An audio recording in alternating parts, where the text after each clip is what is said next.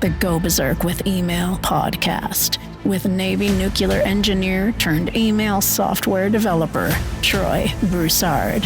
So calm. I'm pissed off, but I'm telling this because I am teaching you how to think differently and how to test differently. So patient. And Ben, that's put $500,000 into this company too, is being told that nobody can find the goddamn bug. So charitable. I'm going to start paying bounties every time somebody finds a bug. We're going to deduct $10 for that week. So trusting. Do not assume that anything works. Assume that nothing works. And so sweet, it makes sugar taste just like salt. I want to play into the sexiness of marketing automation, but I also want to slap the complexity of it. The Go Berserk with Email podcast begins now. Troy, we're back once again. What are we talking about today? Who's this show for? So, I get this email a lot, and it's one that I wanted to address because it comes in probably every couple of weeks. I get somebody that reaches out and asks me this. They know that I'm very involved in my children's entrepreneurial success. I've launched endeavors for my 13-year-old to create different things and start up her own business. And my 9-year-old son, actually, when he was 8 years old, he was already an options trader. So I already got him as an employee, pay him a salary, and he's got his own Roth IRA at 8 years old when he started it, right? So I'm very involved in my children's success. And there was this question that always comes in. It says, basically, if your son or daughter wanted to follow you in your career footsteps, what email marketing advice would you give them? And so that's what we're going to dive in today. And I would say your adult son or daughter, this is not for, a teenager, but as you start getting to that adult age and they decide they want to go the way mom or dad did it and be an entrepreneur, what advice? And that's really what we're going to dive into today, Jonathan. So, take notes, Jonathan, for your children. Dude, I'm ready. So I can teach this kid because I need him to take care of me. He's my retirement, That's right, man. You change their diapers and you do all of that. And then you hope that they did it good enough that they can change yours in a few more years, Jonathan. Exactly. I'm ready for it. I'm ready. All right. So let's bring it on. The last episode, I talked about in the last two episodes, actually, we talked about some of the things that you could really do to jack up and, send your business to an early grave. And so I wanted to come at this from the flip side. And I think this question really addresses it because here's the thing that you have to understand. You can do it all right and still not have success. And that is absolutely true. There's no guarantees of anything in this life other than death. And, that's a whole separate podcast, Jonathan. I could go off on that one for a while, but we'll leave that for another day. So, it's not just about missing the big mistakes that we've talked about in the past couple episodes, but it's also about what you could do to set yourself up for the best path. And so if I were giving advice to my teenage or adult child, I would tell them the first and foremost is focus on the big three. Focus on the most important evergreen niches that you can build a lifelong business around. And that would be health, wealth, and lifestyle. And when you look at those three, they all have their pros and cons. So you have to really go into this very open-eyed and very pragmatically because health has all kinds of issues about promoting things that are not FDA approved and all of that stuff. So you got to be careful if you go down the supplement line and things to that nature. So you really have to do your due diligence on what is allowed to be talked about and if it makes sense. But health could also mean workouts and all kinds of other things that you can do. So they're very broad subjects areas, right? Wealth is the same thing. When you get into wealth, it doesn't necessarily mean financial advice or financial trading like my low stress options trading program or things to that nature. It could also just be, what you're doing here with podcasting as a service, right? It is it's serving that wealth building environment because it's a business ROI type investment. You're selling an ATM. And this is what you really have to understand. I call it selling cash at a discount or building an ATM. It's really easy to sell your service when they see that the investment in your service generates money in their business. In that sense, they're giving you, $2,000 a month for your coaching program, but you're helping them land clients that are paying $10,000. It's an easy exchange. It's an easy sell. When you start getting into lifestyle, which is another one, you just got to be careful with the lifestyle niche that you do it in a way that still has ROI. It still has something that has deep pain points associated with it that people are willing to pay to solve. You don't want to be selling casual hobby kind of stuff that people, they're the hobby subscriptions and things to that nature. That's the first thing they turn off when they got to dial back expenses. You want to be the thing that is the last thing they turn off, the last subscription that they cancel. It's one of the reasons that, quite honestly, I'll be very blatant here. It's one of the reasons I love Berserker Mail as a product that we have built. It is the core of your business. If you're going to struggle and have some hard times in your business, you'll turn off other, gimmicky services or subscriptions that you might have, some flaky AI stuff, but hey, we won't go there. And then, you'll focus on what you got to focus to keep the doors open and keep income coming. And guess what?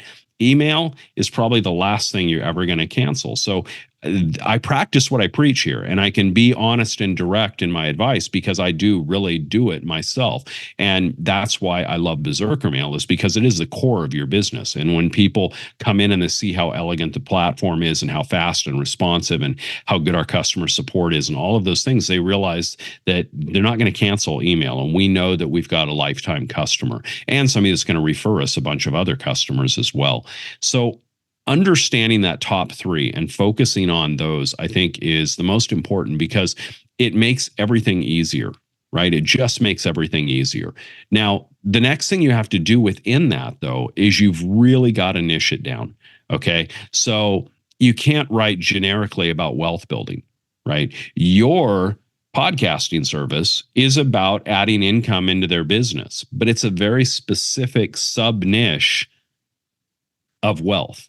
Right? It's related to business and wealth building, but yet it's a very specific sub niche.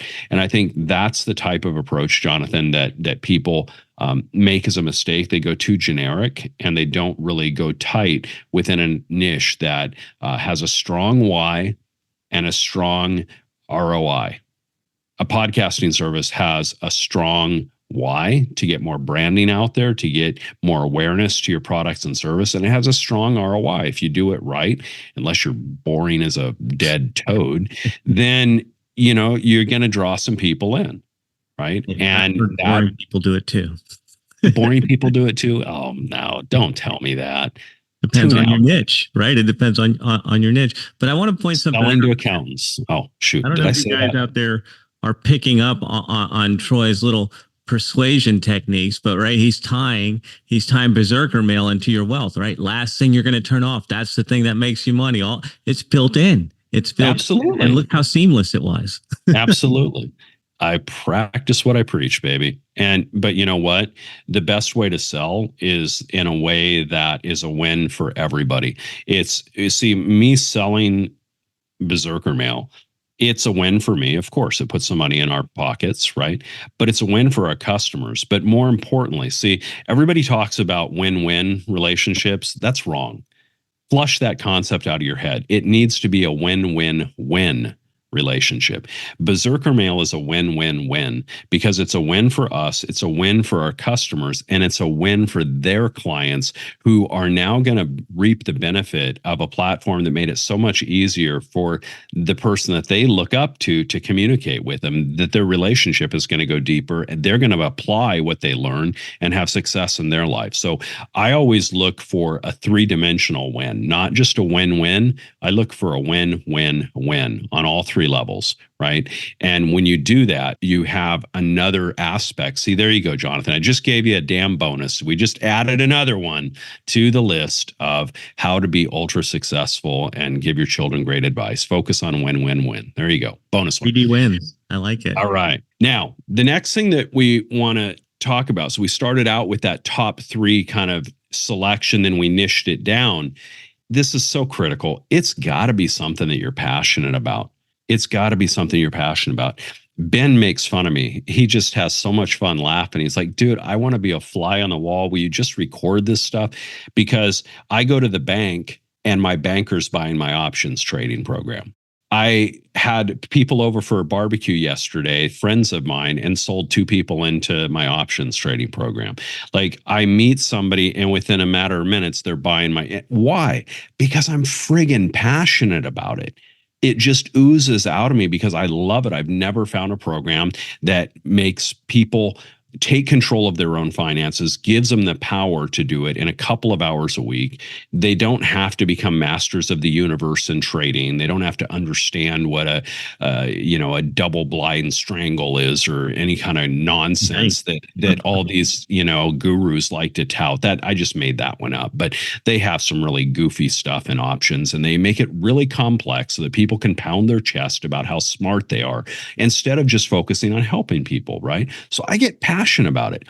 So when I talk about low stress options, like, I can't not sell it because it comes up. My passion just oozes out of me. I don't have problems converting people on that ever because I know how impactful it is in their life. And so I'm passionate about it. If you can't bring that passion to the niche that you want to write about on a daily basis, you're not going to write.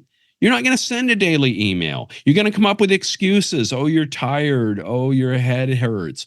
Oh, you've got vertigo and been thrown up for 3 days. Oop, hand raised. Sorry. I still send my stuff out. I still do it. I still got on my call today, not feeling well, right? Like, when we're passionate about something, that passion supersedes and trumps everything else. So you've got to have the right focus on the big 3. You've got to have the right sub niche, but you got to bring some energy and some passion to it. Don't choose based on some pragmatic, well, they make more money in this niche, I'll go after that one. No, you've got to live and breathe this stuff. And here's the litmus test, Jonathan. And they're not going to like this one. Okay. They're not going to like me saying this, but I'm going to say it because it's true. You've got to be willing to write a daily email about this subject for 5 years without ever making money. If you're not willing to do that, then you fail the passion litmus test. I am so passionate about what I do in options. I would write every single day and do write every single day about it, regardless. Okay. And if you can't pass that litmus test, then you're really doomed for failure from the beginning. Your primary goal cannot be to make money. Your primary goal has to be serving people and helping people through connecting your passion to ROI in their lives. That's it. Help and serve. Energetically connect your passion in an area that you have expertise and experience in and transform that into ROI for your clients. And if you do that, you will be massively successful no matter what area you go into. But that is the trick. And you can't go into it thinking that this is how much money I'm going to make, or this is how little I'm going to work because, that's what I really want. Yeah. Come on, give me a break. All right. The last one. Come on, man. 4-hour work week. Oh yeah. Yeah. I have a 4-hour line. I have a 4-hour work lunch. Yeah. Work week. I like that. Dude, that's like a mic drop moment. Must be willing to write for 5 years with no sales, man. You really got to love something to take beating. And then that passion's going to come out, man. Try to hide it. If you're that passionate that you're going to do it for that long and that much effort anyway, how are you not going to be successful in it? I think I've said this in one of the podcasts before. I don't know. We've done so many episodes already, but I like to think of it as from a parent. How long would you give your kid to walk when he's like 8 or 9 months old? He's starting to walk. Like, how long would you give him to learn how to walk? You say, a little bastard. He ain't ever going to get it. I'll just, whatever. We can go make another one. The hell with this one. Let's move on. No, you're not going to give. That's your baby. That's your child. You're not going to give up on it. Treat your business that way. How long are you going to give your business to take off and go to the moon before you just give up on it and flush it down the toilet? Well, if you're not willing to give it 5 years, then you're in the wrong damn business and you haven't figured out what you're actually passionate or good at yet. Go get a job. Go get a damn job. There you go. Work and for us. Unfortunately, a lot of bidding entrepreneurs need to hear that. because I don't mean it derogatorily when I say that. I mean this very sincerely. You have to have realistic expectations, and it's not going to be something you're just going to magically be great at. It's going to take some time to build the skill. So have a job that pays the bills, that keeps you out of stress, so that you can build a quality entrepreneurial business for yourself in maybe 3 to 5 years, right? And transition out of the job and transition into the entrepreneurial world. That's realistic. That's realistic. Getting fired and then deciding you're going to go online and be a success overnight, not so much. Come on, man. You're one funnel away. You're one funnel. You're one funnel away, baby. One funnel away. There you go. All right. So the last one I want to do here to tie this baby into a bow of the advice that I would give my son or daughter if they wanted to chase me in my pursuits. I would encourage them to focus on inputs rather than outputs. Good old programmer advice. IO, input, output, baby. Garbage in, garbage out. You focus on the wrong stuff on the input side, you're going to get the wrong stuff on the output side. And what this really means is focusing on iterations over profit. Getting your inputs dialed in, getting your iterations worked out so that you can build towards profit, but not focusing on the profit initially, because initially there's not going to be any profit. All lists started with nobody. You have to build a list from somewhere. And this is where we talked about some of the things that can be massive failings. In the previous podcast, we talked about inconsistency being one of the key reasons that people fail. That's why in this episode, I'm talking to you about how to counteract that. You counteract that with passion. You counteract that by focusing on the consistency of input, getting PDFs worked out to where people are opting in, figuring out which type of giveaways people want so that you can bring people into your list. You can grow them, focusing on the inputs of generating more emails, more content, more speaking engagement, more podcast interviews, more YouTube videos or Instagram, but whatever it is, whatever of your chosen social cup of tea you desire, go after it. I couldn't care if it's Tick Friggin' Talk or Instagram or whatever the hell it is. Whatever is your passion and your alignment with go after that. Get the iterations, do the work, focus on the input, and do it with passion and solve people's needs through service, providing ROI. And you know what? The outputs will take care of themselves if you can focus on that, Jonathan. Man, this guy's got his second mic drop moment. You know what we're going to do with these? We're going to make some YouTube shorts with these. We're going to motivate some people. That's what we're going to do. Well, I blew it, man, because I'm only supposed to do one good quote. And like every 2 or 3 episodes. If I get 2 in one episode, then hell, what am I going to do now, Jonathan? I got 3 because we added the 3D wins in there, right? You focus on the big 3: health, wealth, lifestyle. The 3D wins for you, wins for your client, wins for the end user. Passion. And you brought the passion. We heard the passion. We feel the passion. And then focus on doing the reps, putting in the work. Focus on inputs rather than outputs. And if you are coming from the right place, the outputs will take care of themselves. I mean, what's better than that? I think we need to sell this one. There you go. There you go, man. Wrap it off the market, man. What do you have coming up for us next time? All right. So next time we're going to get into something that, I get asked this stuff about lead generation, and everybody thinks that I'm a lead gen guy. I'm really not. But I want to talk about this from a different perspective, kind of in a contrarian approach, if you will, a Troyerian approach, since I contrarianly go against everything. And we're going to talk about some unsung and unusual traffic generation techniques that I have used, continue to use. If I were in the active lead gen focus aspect of my career, which I'm really not at this point. But if I were, this is the one area that I would go into much, much deeper. After doing this for a couple of decades, this is where my best leads, not my biggest volume, but my best leads have come from. So I think that's a useful topic to hit next, Jonathan. Man, I can't wait. That is a wrap for another Go Berserk with Email show. We will be back in your earbuds next time. Thank you for tuning in. To get a free Berserker Mail test drive with no credit card required, go to startmytestdrive.com. From there, you can play around inside the platform without pressure. Load up emails and campaigns to see how simple the interface is, and get comfy with everything before deciding to join. That's startmytestdrive.com.